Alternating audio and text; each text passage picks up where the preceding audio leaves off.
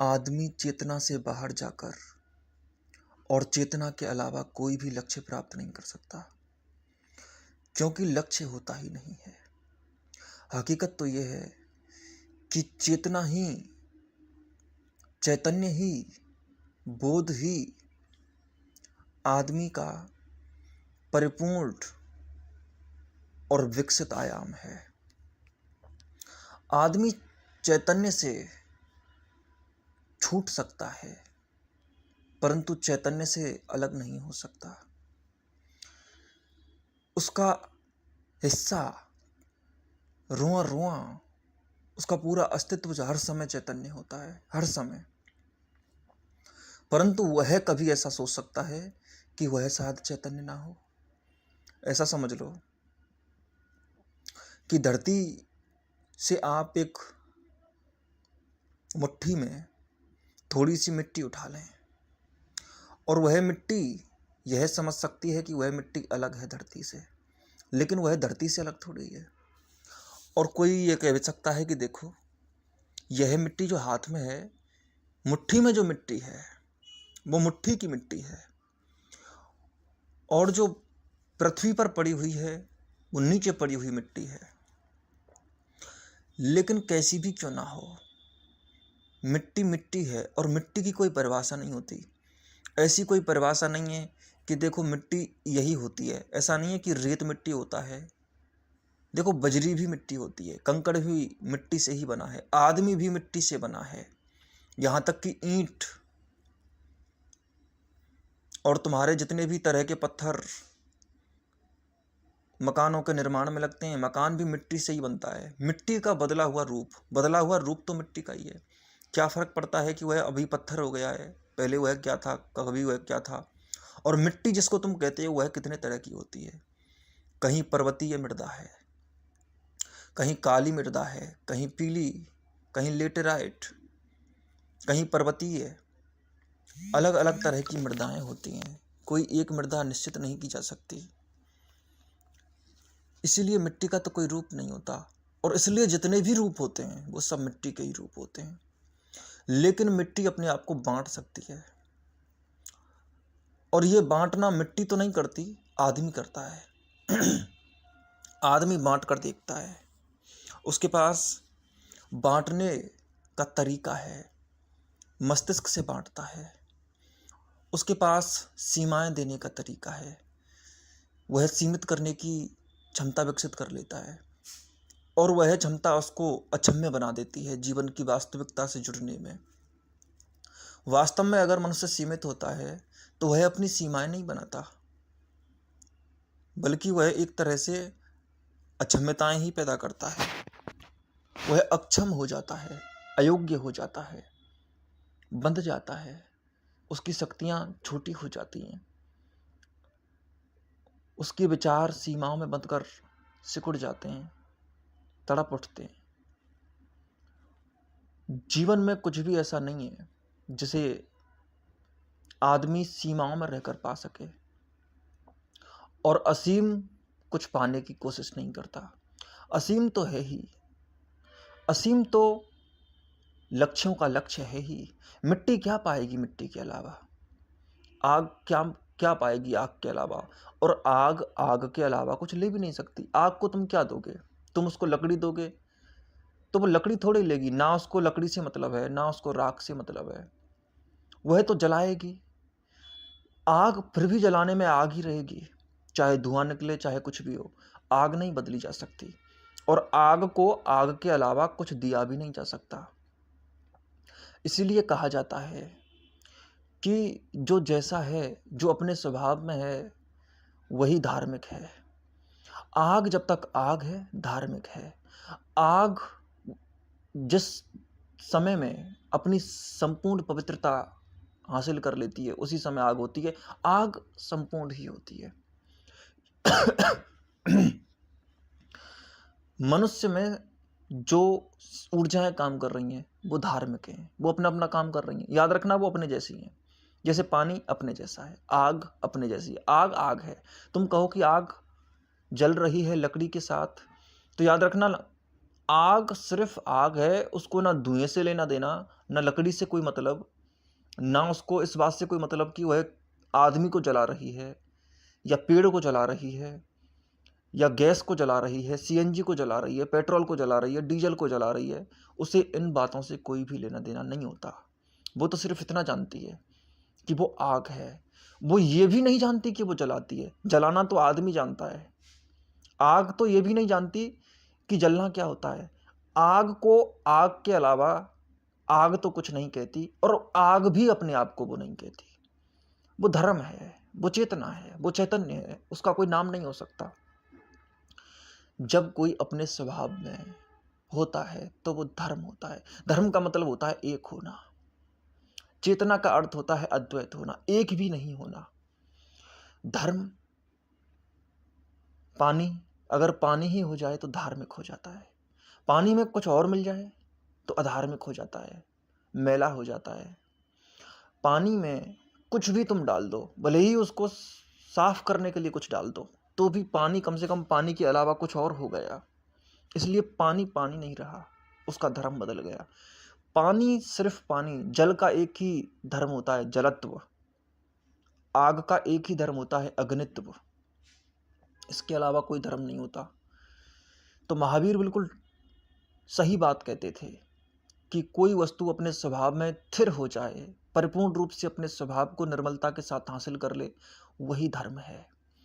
असली में वही धर्म है, वही सच्चाई है, वही हकीकत है। लेकिन आदमी लक्ष्य बनाता है, वो अपनी निर्मलता को नष्ट करता है। और दूसरी बात यह है कि आदमी को कोई लक्ष्य प्राप्त नहीं हो सकता। लक्ष्य जीवन में होते ही नहीं है। जीवन दुर्घटनाओं से भरा हुआ है। आदमी के अंदर इतने अधिक केंद्र काम कर रहे हैं। जैसे पृथ्वी पर कितने काम हो रहे हैं, आग भी अपना काम कर रही है, पानी भी अपना काम कर रहा है, पेड़ भी अपना काम कर रहे हैं, पक्षी भी अपना काम कर रहे हैं, जानवर अपना काम कर रहे हैं, शेर अपना काम कर रहा है, हिरण अपना काम कर रहा है, कोई शिकार कर रहा है, कोई शिकार हो रहा है। इतने सारे काम हो रहे हैं। लेकिन ये जितने भी स्तरों पर काम चल रहे हैं, ये सारे के सारे काम धार्मिक रूप से अपने अपने स्वतंत्र मामलों में तो बिल्कुल ठीक हैं। लेकिन पृथ्वी को तुम गौर से देखो तो पृथ्वी ना आग हो सकती है, ना पानी हो सकती है, ना शेर हो सकती है, ना हिरण हो सकती है। पृथ्वी पर जो कुछ है वह पृथ्वी है। पृथ्वी आदमी से अधिक चैतन्य है, क्योंकि आदमी पृथ्वी का ही भाग है। पृथ्वी के जितने भी भाग हैं उनसे अधिक चैतन्य है पृथ्वी। पृथ्वी उनसे अधिक चैतन्य होगी ही। और उसकी जो समायोजनशीलता है, अगर पृथ्वी को सिर्फ अपने आप को आग बोलना शुरू कर दे पृथ्वी, तो वो पृथ्वी नहीं रहेगी, कुछ और हो जाएगी। ठीक वैसे ही मनुष्य के अंदर बहुत सी क्रियाकलाप हो रहे हैं, बहुत से केंद्र काम कर रहे हैं। वह केंद्र अगर अकेले अकेले रहें तो ठीक है, लेकिन अगर अलग अलग हो गए तो मनुष्य पूरी तरह से विद्रूप हो जाएगा, पूरी तरह से विकृत हो जाएगा। और एक केंद्र दूसरे केंद्र का काम करने लग जाए तो भी जीवन में उथल पुथल आ जाएगी। लेकिन जीवन में उथल पुथल नहीं आती, क्योंकि प्रकृति और अस्तित्व तो अपना काम बेहतर तरीके से कर रहे होते हैं। आदमी भी कुछ ऐसा नहीं कर सकता जो गलत हो, परंतु हाँ, उसकी धारणाएं गलत हो सकती हैं। धारणाएं अपने अपने तरह की होती हैं और वो एक दूसरे पर आरोपित हो सकती हैं। ऐसा भ्रम हो सकता है, लेकिन वास्तविकता के स्तर पर कोई आरोपण भी असंभव है। वास्तविकता में तो कोई आरोपण भी नहीं होता, लेकिन ये समायोजन, ये केमिकल रिएक्शन तो चलती है। कभी कभी आदमी जहर भी खा लेता है, जो कि शरीर के लिए ठीक नहीं है, और उसकी मृत्यु भी हो जाती है। तो समायोजन प्रकृति का संतुलन तो नहीं डिगा। अगर तुम जहर खाओगे तो तुम्हारी मृत्यु हो जाएगी, ये प्रकृति का संतुलन है, हो ही जाएगी। तुम एक बात गौर से समझ लो कि प्रकृति में स्वाभाविक क्रियाएं हो रही हैं, और उन्हीं स्वाभाविक क्रियाओं के अधीन मनुष्य है। मनुष्य अपना कुछ नया नहीं करता है, बल्कि वह वैसा ही होता है जैसी प्रकृति है। अगर वह चैतन्य हो जाए तो प्रकृति को विभिन्न प्रकार के आयामों से और विभिन्न प्रकार की नवीनताओं से सजा जरूर सकता है। अपने भी जीवन को सजा सकता है, अपने भी ढंग ढर्रों को सजा सकता है, इतना कर सकता है कि एक नए संसार का निर्माण कर सके, एक नई दुनिया का निर्माण कर सके, एक नई समझ और एक नए जीवन का निर्माण कर सके। नव जीवन अपने आप में एक विश्व होता है। यहाँ पर कण कण एक ग्रह है, एक सूर्य है। आदमी भी एक ग्रह है जिसके भीतर अनंत तरह की कोशिकाएं मौजूद हैं, अनंत तरह के सूक्ष्म जीव मौजूद हैं। तुम्हारे भीतर भी एक पूरा का पूरा ब्रह्मांड छिपा हुआ है और वह अपने स्तर से काम कर रहा है। जैसे तुम इस सौरमंडल के लिए एक सूक्ष्म जीव के समान हो। एक आदमी इस सौरमंडल में कितना सा हिस्सा रखता है? एक बहुत छोटा हिस्सा। अगर आदमी इस स्तर पर अपने आप को सूक्ष्म जीव समझे तो सूर्य और उसके सारे आसपास के ग्रहों को, तो सूर्य को एक व्यक्ति मान सकता है। जैसे आप एक व्यक्ति हो और आप जानते हो कि विभिन्न प्रकार के छोटे छोटे जीव होते हैं, वैसे ही सूर्य अगर एक व्यक्ति है तो आपको भी एक सूक्ष्म जीव की तरह देखेगा। वैसे ही आप उसके लिए एक घटना होंगे। जैसे आप सूक्ष्म जीवों का क्या करते हैं? सूक्ष्म जीवों का आपके लिए क्या उपयोग है? सूक्ष्म जीव तुम्हारी अंतड़ियों में है, बड़ी आंत में कोलोन है, कोलोन अपना काम कर रहा है और आप उसका उपयोग कर रहे हैं। आप भोजन करते हैं, भोजन में छोटे छोटे जीव होते हैं। हर वस्तु में, हर तत्व में जीवन छिपा हुआ है। उस जीवन को आप अपने लिए उपयोग करते हैं। आप खाना खाते हैं, आप पानी पीते हैं, आप धरती के पोषक तत्वों का उपयोग करते हैं। ये सब कुछ क्या होता है? ये जीवन की ही एक प्रक्रिया है जो आपको जीवन ही खिलाती है, जीवन ही पिलाती है, जीवन ही आपको दिखाता है, जीवन ही दिखता है, जीवन ही दिखता है। ये जीवन के ही आयाम है। और उस स्तर पर आप कोई लक्ष्य नहीं रख सकते। क्या लक्ष्य हो सकता है? बस जीवन चल रहा है और उसमें मनुष्य लक्ष्य रखने की कोशिश करे तो आदमी लक्ष्य भी कैसे रखता है? ऐसे समझो जैसे कोई इनाम खींच रहा हो। जैसे इनाम खींचते हैं कि कोई चिट आएगी, अचानक से कोई चिट आएगी और उस चिट पर जो लिखा हुआ होगा वह तुम्हारी गिफ्ट होगी और वो अचानक से लेना है। ये ट्रॉस की तरह होता है, हेड और टेल की तरह। और हेड और टेल तो चलो दो ही पक्ष होते हैं। तुम तो एक ऐसा सिक्का उछालते हो जिसके जाने कितने पक्ष हैं और उनमें से ये भी दावा करते हो कि इसमें से ये मेरा लक्ष्य है।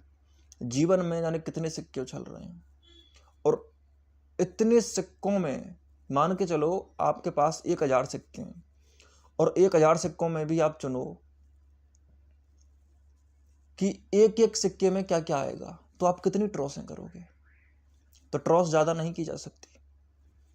तो जाहिर सी बात है कि ट्रॉस जब ज़्यादा की ही नहीं जा सकती, जब सिक्का उछाला ही नहीं जा सकता, इतने 1000 सिक्के नहीं उछाले जा सकते, कितनी संभावनाएं हो जाएंगी। तो आदमी के भीतर तो इतनी अधिक संभावनाएं हैं कि उनमें किस लक्ष्य को रखेगा, कहाँ लक्ष्य को रखेगा। और आदमी समझता है कि नहीं रखता हूँ मैं फिर एक ही चीज़ पर ध्यान देता हूँ। आपको मैं बता दूं कि आप एक ही नहीं होते तो एक चीज़ पर ध्यान कैसे दे सकते हैं? आपका जीवन जैसे जैसे बदलता है, मान के चलो आपने कोई 6 महीने के लिए लक्ष्य रखा, कुछ भी लक्ष्य रखा, आपको वो लक्ष्य कैसे प्राप्त हो सकता है? आप दूसरे दिन ही बदल जाएंगे। और दूसरी बात यह है कि आपको कोई लक्ष्य प्राप्त कभी नहीं होता। तुम कहते हो नहीं प्राप्त होता है, मैंने सोचा था ये काम हो तो गया, और आप कहते हो कि लक्ष्य प्राप्त नहीं होता। निश्चित ही लक्ष्य प्राप्त नहीं होता, क्योंकि आपने जो सोचा था वो कुछ नहीं हुआ। आपने उस लक्ष्य को पाने के लिए कितनी चीज़ों के आधार रखे थे, कितनी बातों के आधार रखे थे, कितनी बातें उससे जोड़ के रखी थी, उनमें से कितनी बातें हुई। आदमी जब भी लक्ष्य रखता है तो वो सोचता है कि इसे पाने के बाद पूरा जीवन बदल जाएगा, और हर लक्ष्य के साथ ऐसा ही करता है। कोई भी आदमी एक ऐसा लक्ष्य हमेशा बनाता है जिससे पूरा जीवन ही सुधर जाए, लेकिन आज तक किसी भी लक्ष्य ने किसी का कोई पूरा जीवन नहीं सुधारा। किसी ने कोई लक्ष्य प्राप्त किया हो, उसका पूरा जीवन तो कभी नहीं सुधरा। उसका कारण ये होता है कि लक्ष्य प्राप्त ही नहीं होता। लक्ष्य कोई भी ऐसा बनाएगा ही क्यों जिसमें पूरा जीवन ही समाहित ना हो जाए। एक बात आप गौर से समझने की कोशिश करो, जब आप लक्ष्य बनाते हैं ना तो ऐसा लक्ष्य बनाते हैं कि आपको सब कुछ मिल जाए। सब कुछ से कम मिलने के लिए आप कभी तैयार नहीं होते। आप ऐसा कभी नहीं करते कि मुझे अभी इतना सा ही मिले। आप इतना सा कभी नहीं चाहते, आप सब कुछ चाहते हैं हर समय। और जीवन भी सब कुछ चाहता है हर समय। याद रखना, आपका ये स्वभाव है कि आप सब कुछ ही चाह सकते हैं, और आप जो कामना करते हैं वो ऐसी कामना करते हैं कि एक साथ सब कुछ ले लूं। वो अच्छी भी बात है, वो श्रेष्ठता की भी बात है, होना भी चाहिए। आप छोटा क्यों लें, आप बड़ा ही लें, आप पूरा लेने की कोशिश करें। जो भी आपका लक्ष्य है उसमें ऐसा लक्ष्य बनाएं कि आपको सब कुछ एक साथ ही प्राप्त हो जाए। और सब ऐसे ही लक्ष्य बनाते हैं, प्रत्यक्ष या अप्रत्यक्ष रूप से, तुम कैसे भी सोच लो, सब ऐसे ही लक्ष्य बनाते हैं। लेकिन हकीकत ये होती है कि आप 10 मिनट बाद ही बदल जाएंगे, क्योंकि जीवन बदल रहा है। तो आप उस लक्ष्य को नहीं रख सकते, वो बात ही बासी हो गई। जो बात आपने 10 मिनट पहले की थी वो बात अब नहीं रही, क्योंकि अचानक एक ऊर्जा आपके ऊपर काम करती है। आपके शरीर में कुछ बदलाव हुए, आपके मन में कुछ बदलाव हुए। उन बदलावों के साथ आपका जीवन नया हो गया, आपके विचार नए हो गए, आपकी सोच नई हो गई, आपकी चाहत नई होगी, आपके लक्ष्य नए होंगे, आपके ढंग नए होंगे। हर समय नया ही नया, नया ही नया, नया ही नया होता है। तो लक्ष्य कभी भी नहीं रखा जा सकता, और भविष्य नहीं होते। भविष्य होता ही नहीं है तो लक्ष्य कैसे हो सकता है? और हमेशा लक्ष्य भविष्य में होता है। जब भविष्य ही नहीं होता तो लक्ष्य कैसे हो सकता है? अब जैसे आदमी भविष्य बना लेता है, वैसे ही ब्रह्म भी बना लेता है। भविष्य कभी हुआ नहीं, आज तक तो कभी नहीं हुआ। आज ही हुआ है, कल तो कभी हुआ ही नहीं। कब हुआ था कल? जब तक कल आता है आज ही हो जाता है। सच तो यह है कि आज भी कभी नहीं हुआ, यह क्षण ही हुआ। आज भी कभी नहीं हुआ। ये तो छोड़ो कि भूत और भविष्य नहीं होते, वर्तमान भी नहीं होता। क्या होता है वर्तमान? इतनी देर में तुम वर्तमान कहते हो, उतनी देर में तुम अपने क्षण को छोड़ देते हो। ये भी मत कहा करो कि मैं वर्तमान में जी रहा हूं। आई am in present, I am not absent now, I am here, I am on my focus. ऐसा मत बोला करो। तुम्हारे सामने जो है उसको इतनी देर में ही तुम पुराना कर देते हो या वासा कर देते हो। वो फिर किसी न किसी मात्रा में पास्ट या फ्यूचर हो जाता है। आपने अगर इतना भी कहा कि I am in present, then you lose and disappear the moment beauty, it's gone. अब तुम देखो गौर से, जीवन में बचा क्या? तुमने इतना ही कहा, छोटा सा शब्द, कि मैं वर्तमान में जी रहा हूं। तो आप वर्तमान बोलने से वर्तमान में नहीं रहे, और तुम कह रहे हो मैं जी रहा हूं, जीना ही गया। फिर या तो ये मत कहो कि मैं वर्तमान में हूं। जो जीता है ना, उसको ये भी नहीं पता होता कि वर्तमान है, उसके लिए समय ही मिट जाता है। समाधि आती है उसको, और समाधि ही जी सकती है, क्योंकि समाधि का मतलब होता है समायोजन। समायोजन का मतलब होता है जीवन में जुड़ गए, जीवन के साथ एक हो गए। फिर ये भी मत कहो कि जीवन के साथ एक हो गए, ये भी मत कहो कि समाधि लग गई, क्योंकि इतना भी कहने पर समाधि टूट जाती है। और समाधि ही लग सकती है, और वो लगती है, लगाई नहीं जा सकती, उसको बनाया नहीं जा सकता। वो कृत्रिम नहीं है, वो किसी कंपनी में नहीं बनती, वो कोई प्रोडक्ट नहीं है जिसको कोई ब्रांड तैयार करती है। नहीं, वो आती है वर्षा की तरह, मौसम के बदलाव की तरह, आंधी की तरह, तूफान की तरह, फूलों के खिलने की तरह। माली सींचे 100 घड़ा, ऋतु आए फल होए। अपने आप ही ऋतु आती है। और ऋतुओं का क्या भरोसा? सर्दियों में बावट बरसने लगती है, गर्मियों में कभी कभी बारिश हो जाती है, ठंड हो जाती है। मौसम का कोई भरोसा नहीं होता, इसलिए उसको मौसम कहते हैं। ये तो बात है कि वो सम रहेगा, उचित ही करेगा, संतुलन ही ढूंढेगा, परंतु कैसे ढूंढेगा इसका कोई भरोसा नहीं। जीवन निश्चित ही उचित ही करेगा, जो भी करेगा ठीक करेगा, अशुभ तो कुछ नहीं करेगा, जो होगा शुभ ही होगा, परंतु ये नहीं पता कि कैसे होगा, ये पक्की बात है। वैसे ही लक्ष्य नहीं रखे जा सकते। ये कोई कसीनो का गेम नहीं है कि आप कसीनो खेलने गए और वहां पर आपने एक बॉल चुन ली कि इस नंबर में ये बॉल आएगी, आपने कोई नंबर चुन लिया। ये कोई रैली नहीं है कि जो घूमेगा और आपकी उसी चुनी हुई नंबर सीट पर वो दाखिल हो जाएगा, ऐसा नहीं हो सकता। और याद रखना, जो कसीनो में जीतते हैं वो समझते हैं कि उन्होंने लक्ष्य प्राप्त कर लिया। हमारा जीवन कसीनो के गेम की तरह है और आदमी कसीनो की तरह ही जीवन को देखता है। वो सोचता है, वो रैले की तरह ही देखता है। वो सोचता है कि वह कुछ बोलेगा और वह आ ही जाएगा। नहीं, अगर आ भी जाता है तो भी संयोग से आता है। It's just coincident, it's just accident. अगर वो आ भी जाता है तो भी संयोग से आता है, अगर वो नहीं आता है तो भी संयोग से नहीं आता। इसमें तुमने कुछ नहीं किया। It's all just happening, it is just motion.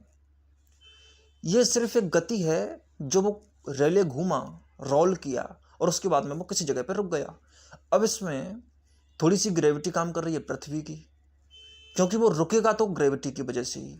अगर ग्रेविटी नहीं होगी तो एक बार रेले घुमा दिया उसके बाद में वो रुकने वाला नहीं है, तो ग्रेविटी रोकेगी, तो थोड़ी बहुत उस पर ग्रेविटी काम करेगी और थोड़ी बहुत उस पर तुम्हारा बल काम करेगा। बल यानी तुम्हारे हाथों की ताकत, वो भी एक बल ही है और वो भी प्राकृतिक बल है, उसमें तुमने कुछ नहीं किया। लेकिन वो कब रुकेगा कोई तय नहीं कर सकता, और वो किस नंबर पर रुकेगा वो चारों तरफ घूमता रहता है, और वो किस जगह पर रुकेगा किसी को कुछ नहीं पता।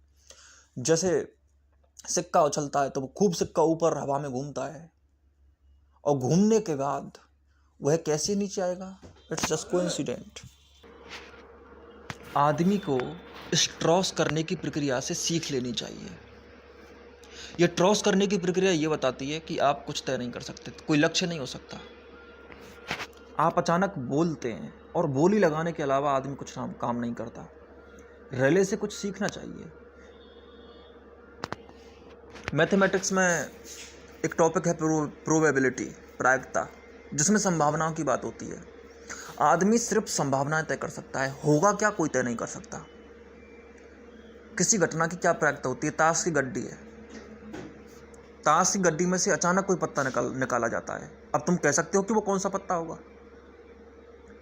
इसीलिए प्रायिकता निकाली जाती है। फिर उसकी प्रायिकता आएगी 1/52, क्योंकि 52 पत्ते हैं उनमें से एक पत्ता निकलेगा। उसकी प्रोबेबिलिटी इतनी आने वाली है, एक पत्ता आएगा, इतना पक्का कह सकते हैं। पक्का क्या कह सकते हैं कि एक पत्ता आएगा, कौन सा आएगा नहीं पता। और आदमी इस एक पत्ते को ही ये समझ बैठता है कि मैं तय ही कर दूंगा कि ये ही आएगा। आदमी कभी तय नहीं कर सकता, क्योंकि फेंटी हुई पत्तियों की गड्डी में से आप कैसे तय करोगे कि इसमें से कौन सा आने वाला है। आप नहीं तय कर सकते, कभी तय नहीं कर सकते।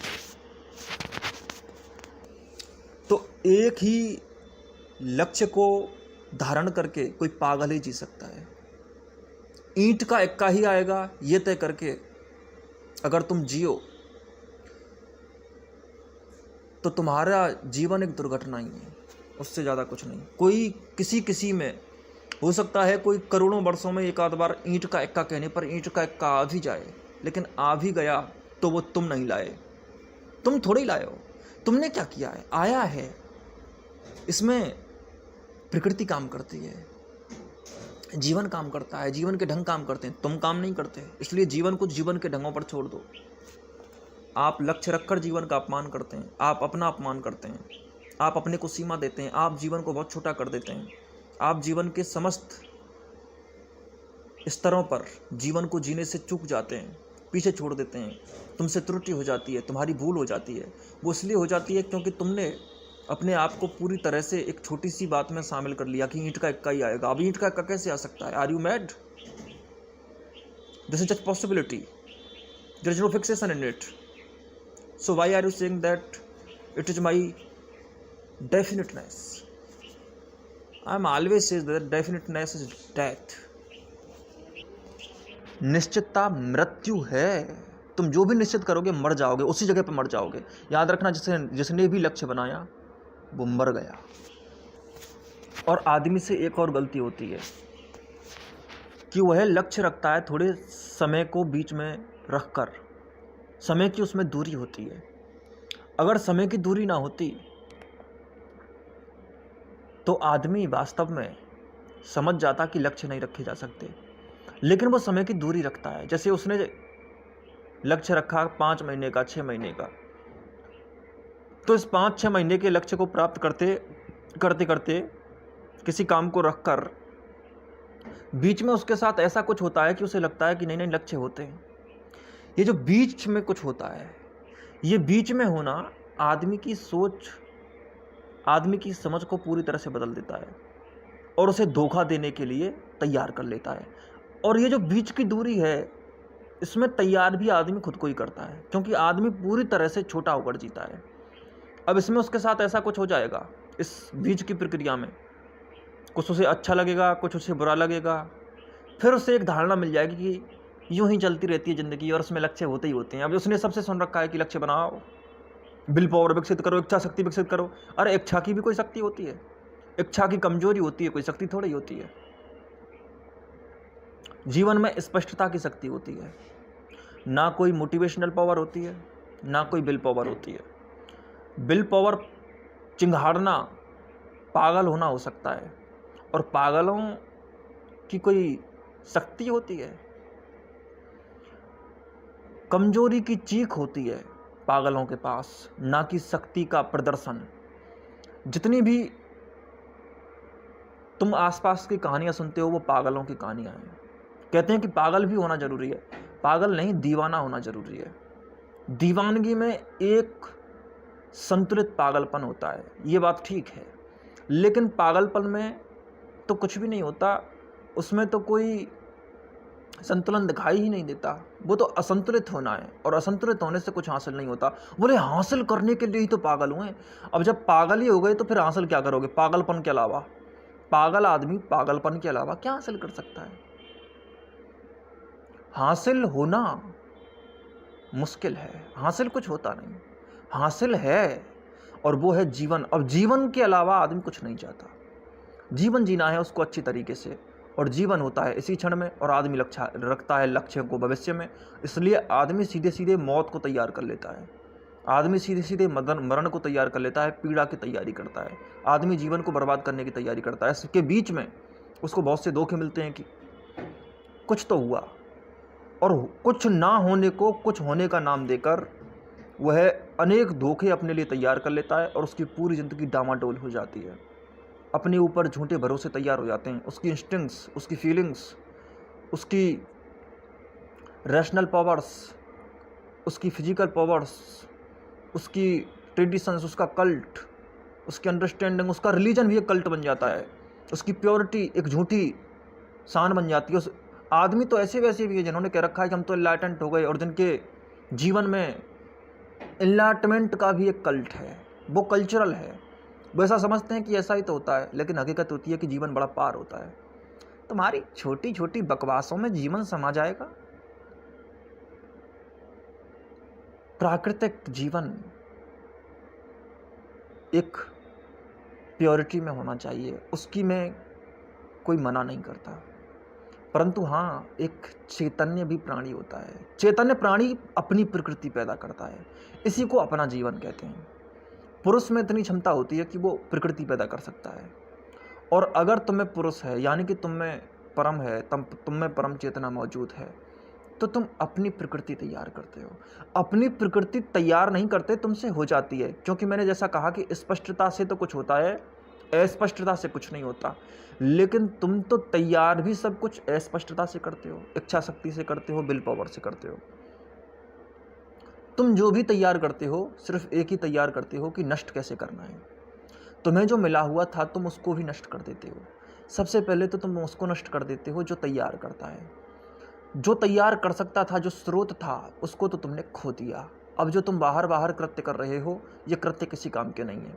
निश्चित ही सभी स्तरों पर कृत्य होने चाहिए, शारीरिक स्तर पर, मानसिक स्तर पर, बौद्धिक स्तर पर, सांसारिक स्तर पर, हर स्तर पर कृत्यों का होना जरूरी है। हर कला में उतरना जरूरी है, जीवन में फैलाव जरूरी है। लेकिन तब जब आप हो, अब आप होंगे ही नहीं तो कौन उतरेगा? कोई आदमी संगीत सीख सकता है मशीनी रूप से, मशीनी रूप से संगीत सीख सकता है। मशीनें भी गाना गाती हैं। अब आप फोन में गाने सुनते हो, वो उसको मशीन ही गा रही है अब तो, लेकिन वो कभी किसी ने गाया था। लेकिन मशीन नकल करना जानती है। अब याद रखना, नकल से भी गाने गा सकते हैं, और आदमी भी नकल से गाने गाते हैं, तो वो नकली हो सकते हैं, उनके अंदर कोई संगीत पैदा नहीं हुआ। लेकिन तुम्हें लगेगा कि नहीं नहीं इनमें संगीत है, उनमें संगीत नहीं है। दुनिया की पवित्र से पवित्र, ऊंची से ऊंची हर ऊर्जा, हर शक्ति को आदमी छोटा कर सकता है, नकली बना सकता है, झूठा कर सकता है, सिकुड़ा सकता है। म्यूजिक को भी आदमी मशीन की तरह लाकर इमिटेटिव हो सकता है। फिल्में तो पर्दे पर ही देखी जाती हैं, मशीन ही दिखाती है, परंतु मशीन फिल्म नहीं बनाती,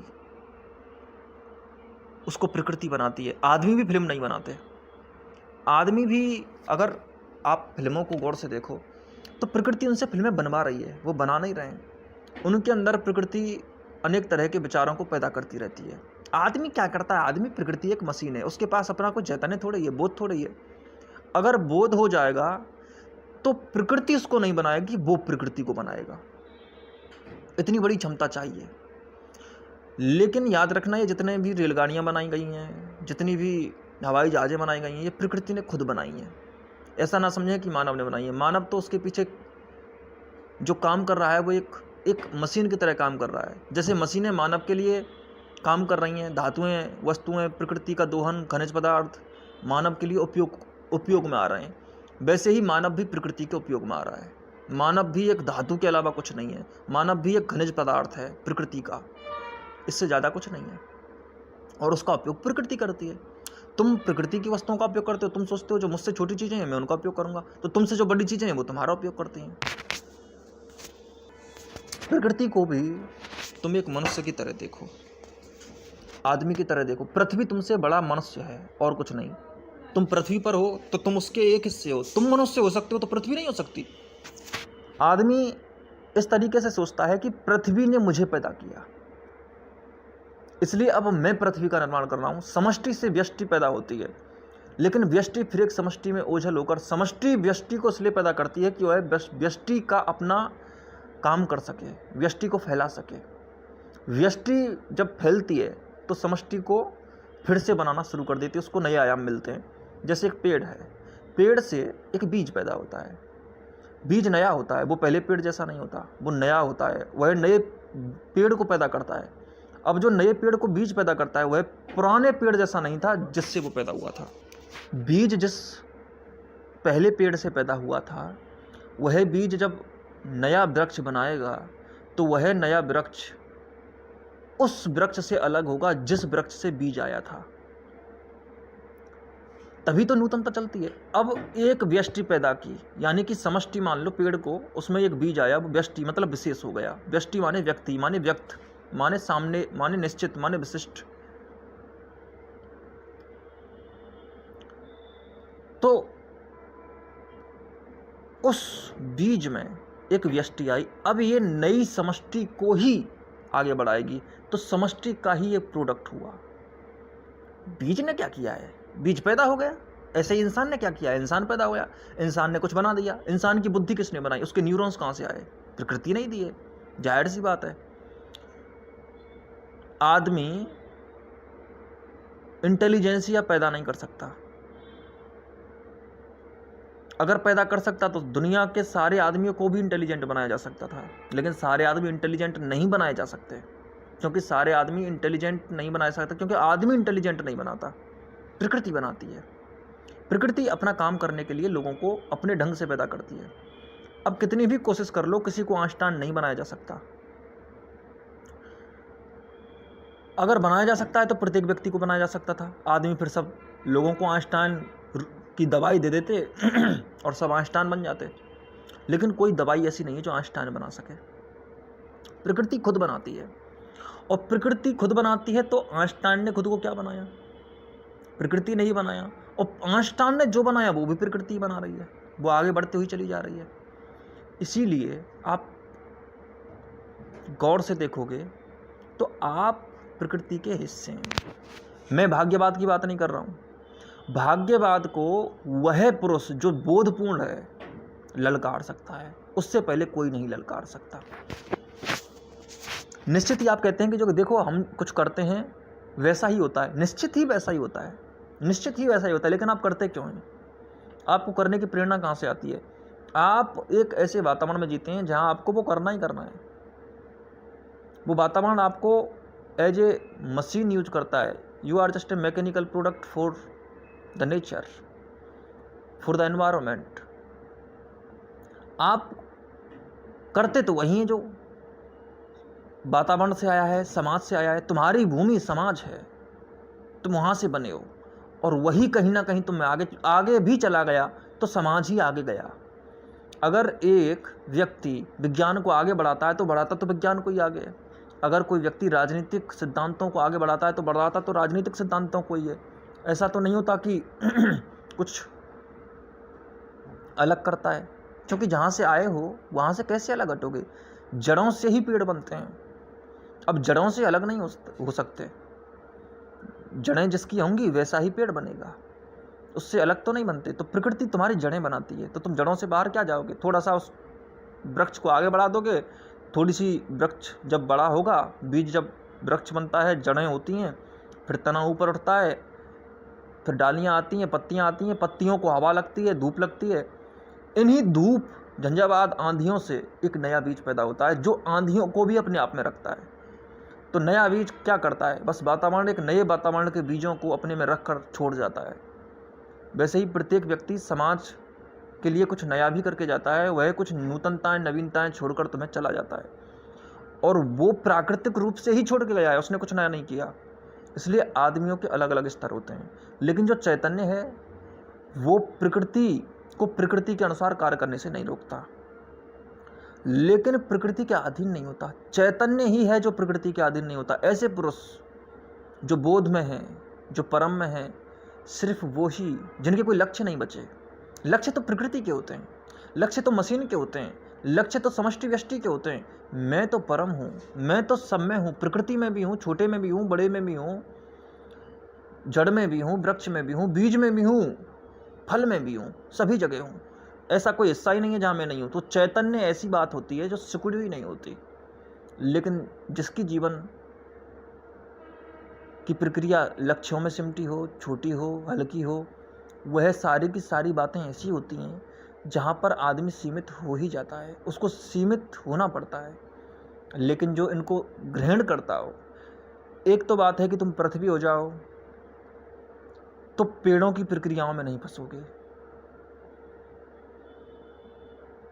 जीव जंतुओं की प्रक्रियाओं में नहीं फंसोगे। सारे जीव जंतु तुम में होंगे, तुम जीव जंतुओं के ढंग ढर्रों को भी जानोगे, समझोगे, और उनको उनके अनुसार काम भी करने दोगे। क्या कभी पृथ्वी किसी हिरण को भागने से रोकती है? क्या कभी पृथ्वी किसी मोर को नाचने से रोकती है? क्या कभी पृथ्वी किसी चिड़िया को चहचहाने से रोकती है? क्या कभी पृथ्वी किसी भी शुतुरमुर्ग को अपने बच्चों को अपने पेट में छुपाने से रोकती है? कभी नहीं रोकती। वैसे ही तुम प्रकृति की किसी घटना को नहीं रोकोगे, उसको ऐसे ही चलने दोगे, लेकिन तुम बड़े हो जाओगे, तुम पृथ्वी जरूर हो जाओगे, इतना हो जाएगा। छोटी छोटी घटनाएं चलती रहेंगी, लेकिन तुम पृथ्वी हो जाओगे, ये पक्का है। और पृथ्वी होकर के तुम्हारा बोध एक गहरा हो जाएगा, और गहरा बोध पृथ्वी पर विभिन्न प्रकार की घटनाओं को परिवर्तित भी कर सकता है। पृथ्वी अपना संतुलन ढूंढती है। यहाँ पर कोरोना वायरस भी आ जाता है अगर कुछ प्रकृति में असंतुलन फैल जाता है, प्राकृतिक रूप से कुछ ऐसा हो जाता है जिससे कि प्रकृति में बदलाव होना ही चाहिए, तो पृथ्वी बदल जाती है। प्रकृति बदल जाती है, संतुलन ढूंढ लेती है, तो वो बोध की शक्ति से ढूंढती है। प्रकृति में अपनी चीज कोई शक्ति नहीं है। समस्त नाच प्रकृति नाचती है उसी बोध से जो एक ही है। एक से ही अनेक नाच रहा है। एक ना होता तो अनेक ना होता, उसको हम अद्वैत कहते हैं। वैसे भी दो या एक नहीं होते, मैं तो अनेक और एक भी नहीं कहता, उसको अद्वैत ही कहते हैं। है तो सब एक ही, लेकिन तुम अद्वैत के स्तर पर जियो तो तुम अद्वैत हो जाओगे, और तुम अद्वैत के स्तर पर ना जियो तो तुम अद्वैत नहीं होगे। इतना अंतर है, कोई खास बात नहीं है। लेकिन जब आदमी को ये बताया जाता है कि देखो तुम कुछ नहीं कर रहे, सब हो रहा है, तो उसको बुरा लगता है। ऐसा कैसे हो सकता है? ये अकड़ भी एक सीमा है, यह भी एक सीमा का गुण है। सब हो रहा है, मैं कुछ नहीं कर रहा, इतना कुछ मैंने किया, क्या वो सब बेकार चला गया? क्या मैं मूर्ख था? क्या तुम मुझको मूर्ख सिद्ध कर रहे हो? मैंने किया। अकड़ आवश्यक है आदमी में। आदमी अकड़ के बिना जीना नहीं चाहता। आदमी अहंकार के बिना जीना नहीं चाहता। आदमी ये सोचता है कि उसने ही तो सब किया, और एक सेकंड नहीं जी सकता प्रकृति के बिना, और किया सब उसने ही है। अभी हवा ना हो प्रकृति में, पता चल जाएगा कि तुमने किया है कि किसने किया है। क्या किया है तुमने? तुम सांस तक बना नहीं सकते अपने लिए, तुम कर रहे हो। वारे मिट्टी के घरों दे, तुमने हद कर दी, तुम क्या कर लोगे। लेकिन अकड़ है, और ये अकड़, ये अहंकार ठीक है, ये भी अच्छा है, होना चाहिए एक स्तर तक। लेकिन जब समय गुजर जाए, देखो अहंकार को बड़ा करो, बड़ा करते करते ऐसा नहीं है कि मैं नहीं किया, मैं नहीं किया, थोड़े और बड़े हो जाओ तो ये भी नहीं कहोगे कि मैंने किया, बोध ही हो जाओ। क्या लेना देना फिर, क्या कहना कि मैंने किया, क्या कहना कि मैंने नहीं किया, मतलब ही क्या है। ये छोटी छोटी बातें हैं, छोटी छोटी बातों पर बोधपूर्ण व्यक्ति नहीं लड़ते, छोटी छोटी बातों पर बच्चे लड़ते हैं। अब तुमने देखा होगा, जैसे छोटी योनि के जितने भी प्राणी हैं उनमें कैसी कैसी लड़ाइयाँ होती हैं। कुत्तों में रोटी के ग्रास के लिए लड़ाई हो जाएगी, कुत्तों में इस बात पर लड़ाई हो जाती है कि नया कुत्ता आया है हमारे इलाके में, चलो इस पर आक्रमण कर दो, धावा बोल दो। क्या धावा बोलते हैं, कोई अजनबी आता है उस पर टूट पड़ते हैं, क्योंकि उन्हें डर होता है, उनमें तड़प होती है कि कहीं ये हमारा बसेरा ना छीन ले, कहीं हमारा दाना पानी जो इस कॉलोनी में मिलता है, 2-4 घर होते हैं कुत्ते के तय, कि इन घरों में जाऊंगा और ये घर मुझे खाने के लिए दे देंगे। तो उसका एक सीमाबद्ध तरीका होता है जिसमें वो सारे इन कृत्यों को करता रहता है। उस सीमाबद्ध तरीके में ही एक मशीन की तरह वह जीता है और मर जाता है। वैसे भी अधिकतर जीव जंतु मशीन की तरह होते हैं, मैकेनिकल प्रोसेस है, the natural machines, you can say it. अब कई चीज़ें ऐसी हैं कि आदमी अपनी इन हरकतों को देखने से भी बचता है। आदमी ये देखना ही नहीं चाहता कि वह जो भी कर रहा है वह बहुत नया नहीं है, उसमें कुछ नूतनता नहीं है, उसमें कोई नोवा नहीं है, वह सिर्फ चल रहा है। It is just happening, there is no responsibility of the consciousness here, it is the natural happening, nothing else. लेकिन फिर भी आदमी इस बात को स्वीकार नहीं कर सकता कि मैंने नहीं की, मैंने नहीं किया है कुछ। वो तो यही चाहता है कि मैंने ही किया है। आदमी, तुम्हें पता है, अगर उससे पूरा ही कह दिया जाए कि तुम नहीं किया है तो इस बात को भी स्वीकार नहीं करता, और इस बात को भी स्वीकार नहीं किया कि करता कि मैंने ही किया है। देखो मैं तुम्हें समझाता हूँ कि आदमी दोनों ही चीज़ों को बर्दाश्त नहीं कर सकता। मैं जब आदमी से कहूँ कि देखो सब कुछ तुमने किया है, क्योंकि तुम आदमी नहीं हो, तुम चैतन्य हो, इस पृथ्वी का निर्माण तुमने किया है, वो कहेगा पागल हो गए हो, मैं और पृथ्वी का निर्माण कर सकता हूँ, मेरी शक्ल देखो, मैं मेरे घर का निर्माण नहीं कर पा रहा, मैं अपने घर के कोलाहल को शांत नहीं कर पा रहा, मैं अपने बच्चे की गालियां चुप नहीं करा पा रहा, मेरी कोई सुनता नहीं, और तुम कह रहे हो कि मैंने पृथ्वी का निर्माण किया है। हद हो गई, मैंने पृथ्वी का निर्माण किया है, मैं कैसे निर्माण कर सकता हूं। फिर उससे कहो कि ठीक है, फिर तुमने कुछ भी नहीं किया। अरे मैंने कुछ नहीं किया, ये भी बात उसको बुरी लग जाएगी। फिर वो गिनाएगा कि 10 वर्ष तक मैं एक उस कंपनी में काम करता रहा। तुम बड़े बूढ़ों से पूछा करो कि उन्होंने क्या किया, वो बताते हैं, जब हम तुम्हारी उम्र में थे बेटा, हमने बड़े बड़े पहलवान पछाड़ दिए। और किसी वेस्टर्न कंट्री के बूढ़े से पूछोगे, वो कहेगा कि अरे हमने तो इतनी पढ़ाई की, हमने तो उस मशीन का निर्माण किया, हमने तो, और तुम क्या करोगे, क्या नवीनता करोगे तुम, हमने तो वो किया है जो कोई नहीं कर सकता। अपनी अपनी कहानियाँ सुनाने का शौक होता है, अपने अपने अहंकार, ये कहानियाँ सुनाना भी एक अहंकार की निशानी है।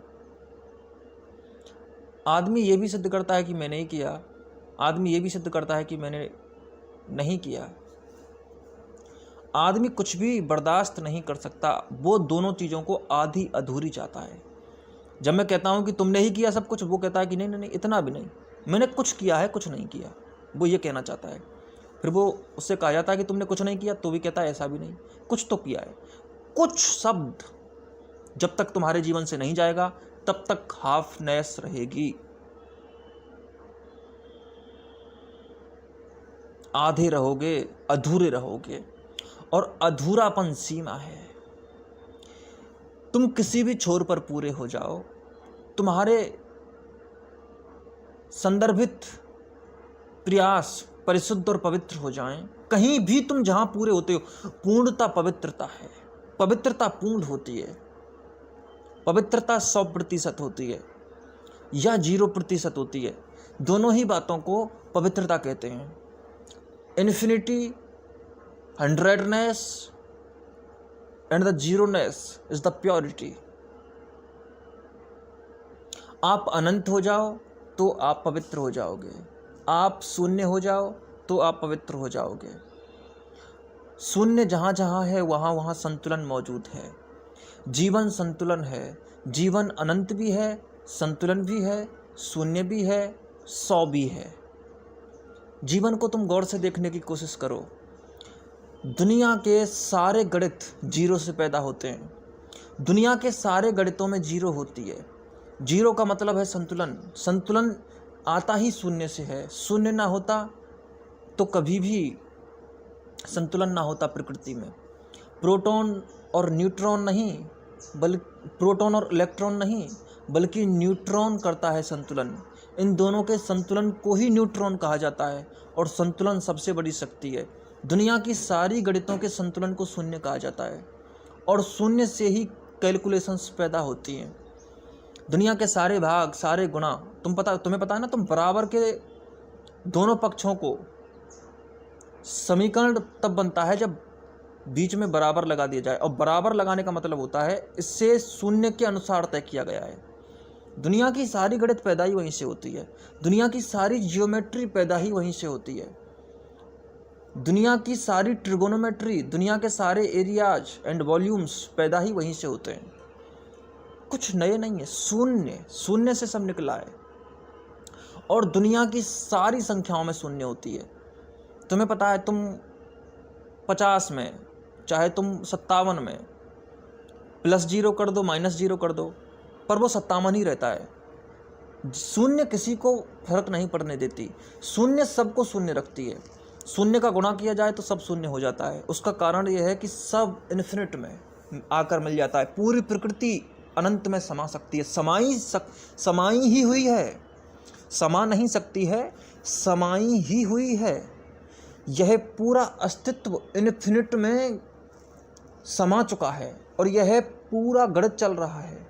शून्य से गणित चल रहा है। शून्य में सारा गणित समाया हुआ है, या इन्फिनिटी में सारा गणित समाया हुआ है। ये दोनों एक ही होते हैं। शून्य भी और इन्फिनिटी भी एक ही होते हैं। वैसे ही ये सारा का सारा अस्तित्व, ये सारी की सारी प्रकृति पुरुष में समाई हुई है।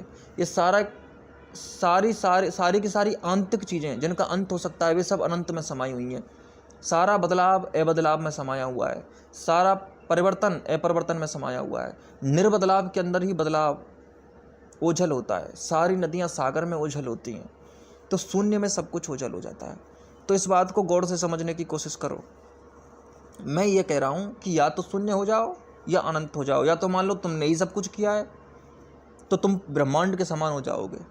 तुम कहोगे हम ब्रह्मास्मि, ब्रह्म ने सब बनाया है तो मैंने ही बनाया है, मैं ब्रह्म से अलग नहीं हो सकता। अगर ब्रह्म ने मुझको बनाया है तो मैं भी तो ब्रह्म ही हूँ।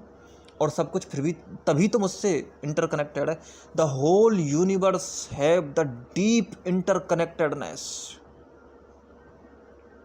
Very deep interconnectedness. ये सब कुछ जुड़ा हुआ है। पर आदमी जब तक अधूरा रहेगा तब तक ना वह जीरो हो सकता है, तब तक ना वह इन्फिनिट हो सकता है। या तो कोई आदमी गलत होता है या आदमी सही होता है। In the ways of the existence. या तो वो 100% सही होगा, और अगर नहीं होगा, अगर वो झूठा है तो 100% झूठा है, और अगर सच्चा है तो 100% सच्चा है। जीवन या तो 0% होता है किसी में, या फिर 100% होता है।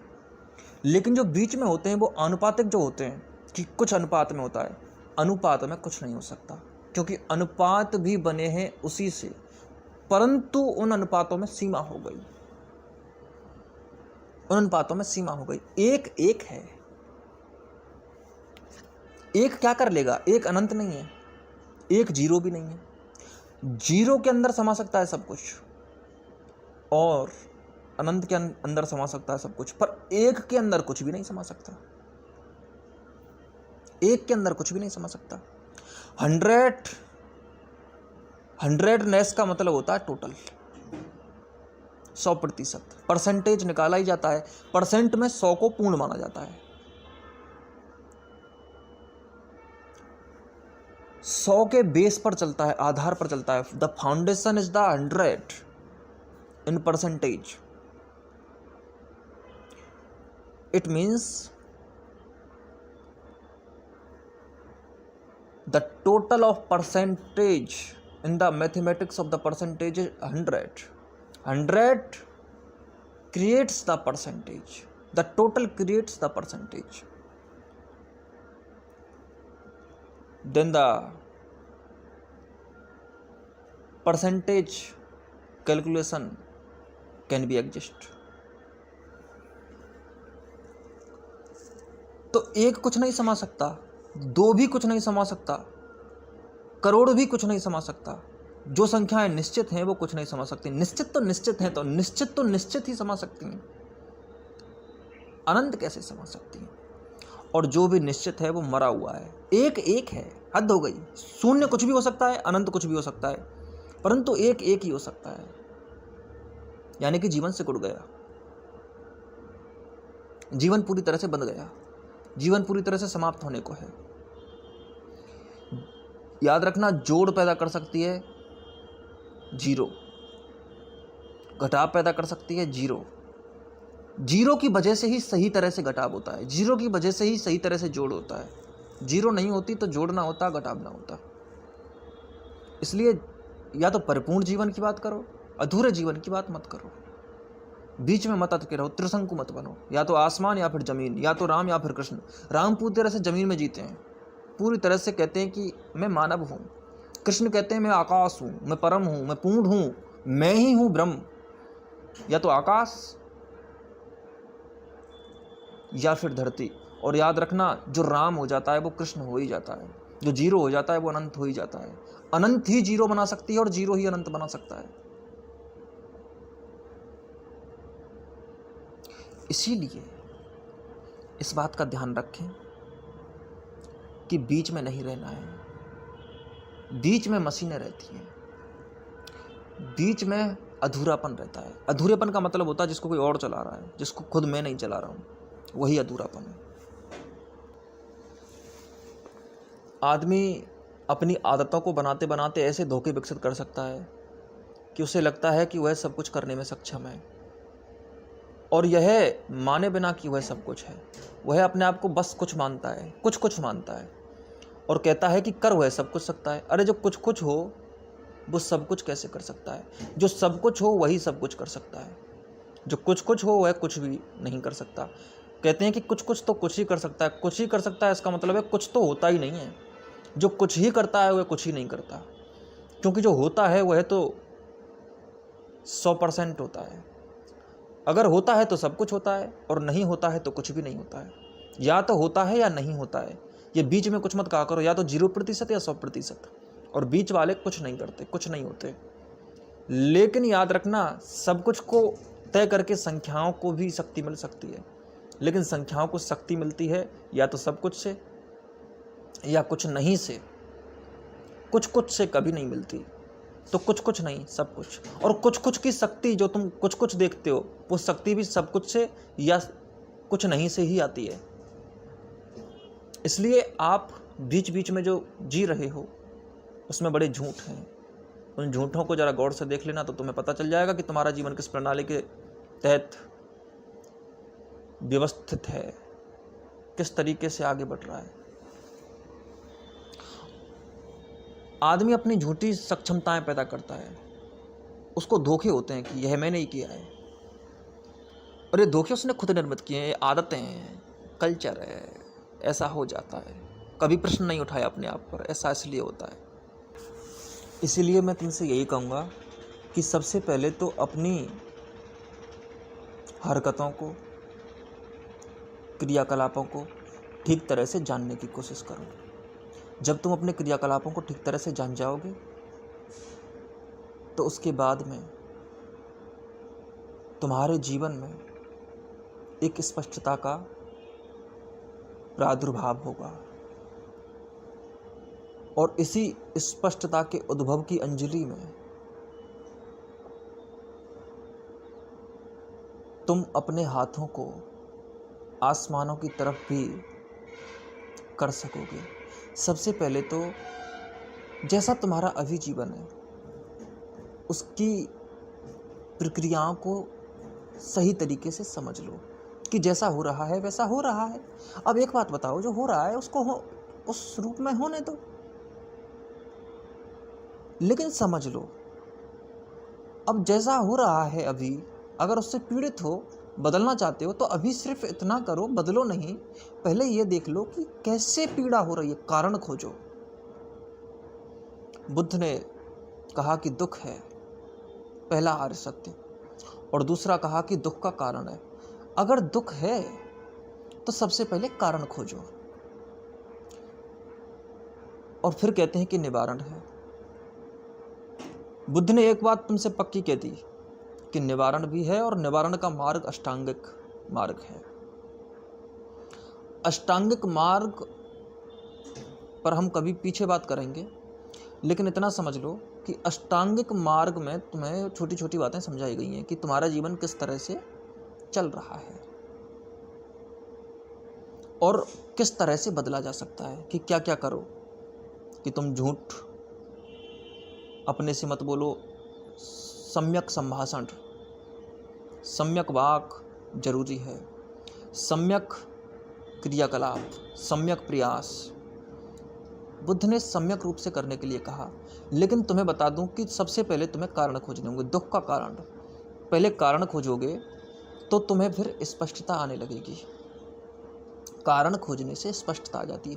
सबसे पहले स्वीकार करो, स्वीकृति, acceptability. Acceptability is the foundational power of any revolution, any changeability. If you can't accept your diseases, then treatment is impossible, because you are not even know that you are ill. So first of all, find out the reality that is the cause of your sorrowness, weakness. आओ देखो, गौर से देखो क्या कमजोरी है, और फिर हमें जो इतनी बुरी तरह से चुभ रही है उसको आंखें बंद करके क्यों देखना, पूरी तरह से देखो। उससे लाड क्यों कर रहे हो, उसको पुचकारो मत, उसको छिपाओ मत। कौन है वो, कमजोरी है तो देखो उसको पूरी तरह से, उसकी तह तक जाओ, तलहटी तक जाओ, कारण को खोजो और मिल जाएंगे, कोई कठिनाई नहीं है।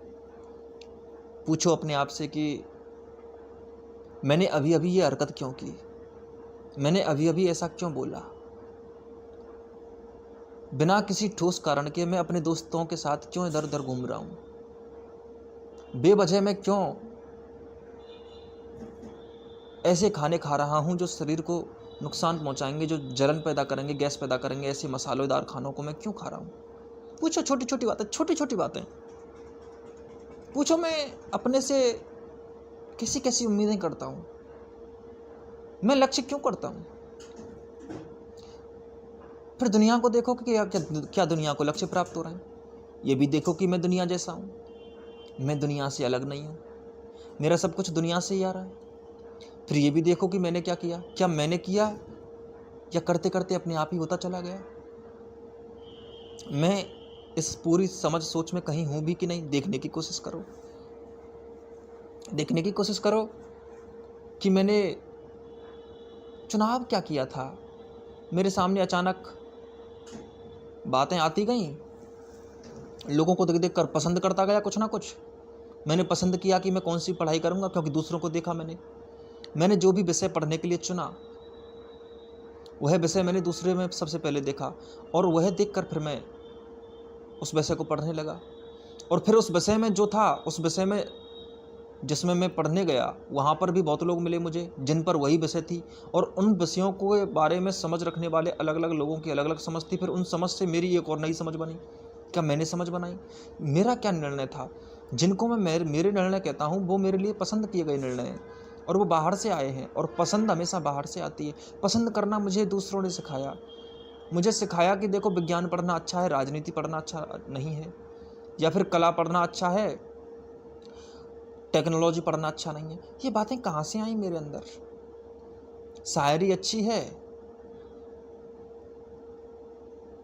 कविता अच्छी है, लेकिन क्रिकेट खेलना अच्छा नहीं है। किसी के लिए कुछ अच्छा है, किसी के लिए कुछ अच्छा है। अगर अच्छा है तो सबके लिए अच्छा होता, फिर ये अलग अलग लोगों के लिए अच्छा क्यों है, अलग अलग लोगों के लिए बुरा क्यों है? और मैं इस तरह से बनता हुआ चला गया। ये कैसे हुआ अचानक से? क्या मेरे अंदर कुछ मेरा है? क्या मेरी पसंद भी मेरी है? क्या मेरे सिद्धांत भी मेरे हैं? क्या मैं जिस भी चीज़ को मेरा कहता हूँ उसको ईमानदारी के साथ, साफ साफ, सीधी सीधी पूछ लो कि क्या ये मैंने ही पसंद किया है? क्या ये मेरी ही है? मैं किन चीज़ों को अपनी कहता हूँ? वो चीज़ का मैं हूँ कि मेरी वो चीज़ है? कि दुनिया ने मुझे सिखाया कि मैं दुनिया से सीखा, मैं सीखा कि दुनिया हो गया? जरा जानने की कोशिश करना हर बात को, फिर तुम्हें कारण पता चल जाएंगे। और कारण पता चल गए तो फिर तुम्हें निवारण की खोज हो जाएगी। क्योंकि अगर तुम्हारे हाथ में तुम दिया ढूंढ लेते हो, अगर तुम्हारे हाथ में फोन आ जाता है तो फ्लैश लाइट तो तुम जला ही लोगे। अगर तुम्हारे हाथ में फोन आता, सबसे पहले